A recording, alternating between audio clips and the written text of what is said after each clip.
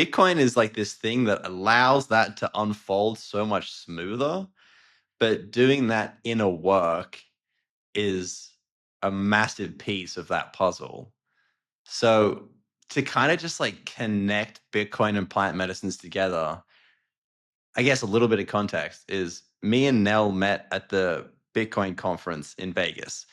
And I met a lot of Bitcoiners there, and a lot of them were cool. A lot of them kind of sucked. And I mean, a lot of them weren't Bitcoiners at all, to be honest. And then there was just a handful that there's just a click, it's like this person is my kind of person. And then after talking to Nell, it was like, oh, you're a Bitcoiner and you drink ayahuasca. It was like, okay, that makes perfect sense. Like I understand why we're getting along so well. So, how do you see the similarities between the two paths of like medicine work and Bitcoin? I think I can't. We were talking about this before. I use the Avatar, the movie Avatar, when they connect the hair. I think we did this before we were recording. They connect the hair and then they say, "I see you," and it's an understanding and awareness that's so deep and complicated.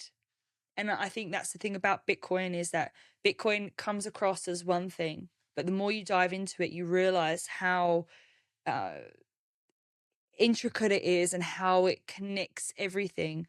When you do medicine, when you like for me, I've only done ayahuasca. I've never done mushrooms. I've done some. I've done a lot of drugs, but that's just combined with partying and stuff like that. But when you do ayahuasca, you're listening, you're understanding. You realize that everything's so much more intricate, deeper than you can comprehend, and that's okay.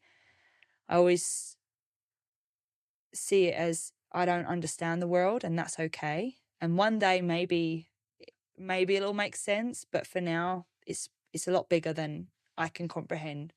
But it's when you do medicine, it's like this every time you do it, there's a new little key that unlocks a new lesson, an awakening, a building of your understanding, your comprehension. And there is definitely a connection with Bitcoin that I think you only see once you're in it. It's like we were saying, when you're trying to explain Bitcoin to someone who's never looked into it, or you try and explain ayahuasca to someone who's never taken it, that you can't explain because you have to be in it, you have to feel it, and you have to know for yourself what it's done for you. And I just think that both ayahuasca and Bitcoin have only done good things for me. There's no bad. Even the shitty times. So, okay, in ayahuasca, I've had some really bad experiences, but it's always been good. And Bitcoin, I guess the roller coaster of being in it and then, things that don't not necessarily all go to plan. It's only ever good learning from it. It's everything is building you. Mhm. Plenty of hard lessons, but they're actually blessings, you know? Yeah. And at the time you're like, this is never gonna end. Yeah, I really think there's like a really special connection between the two, you know? And one thing with like understanding fiat, it's so hard to understand what this thing is because of all the jargon around all the economy and this and that. And they make it sound like it's something that not a normal person can understand, you know? And you can't even see it. It's like you're a fish in water. You can't even see what's happening around you. And then you find Bitcoin and it's this like beautiful pedestal made of gold to stand on. And you can just look out at the ocean and be like, that's fucked. Well, the fiatness is almost the world that we're in now, where no one knows what the world is or how it works, and it's all complicated, and there's all these conspiracy theories, and you're like, "What's going on?" And that's fiat. You're like, what's going on? Where's all the money? Who controls it? It's all a mess. It doesn't make sense. And without the perspective of Bitcoin, you can't even begin to understand it while you're in it, you know?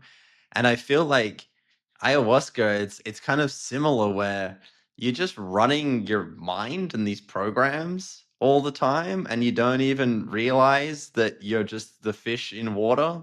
And then you finally start to like work with these medicines and have a greater perspective of like, oh, I'm an awareness. Oh, Nell is an awareness, where like awareness is interacting and nature isn't just this backdrop to this game. It's like all part of the reality and everything starts opening. And it's like this perspective that you get to stand on to actually see, you know? And then I don't want to get into it now because it's deep, but then Bitcoin and nature have such a deep connection. But that's for a whole other conversation, of like what the next 50, 100,000 years of humanity looks like with Bitcoin.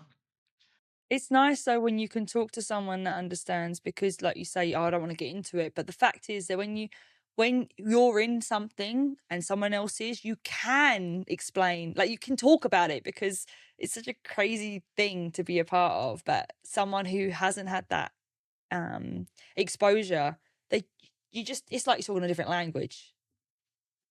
You go back to crazy preacher mode. Yeah, absolutely.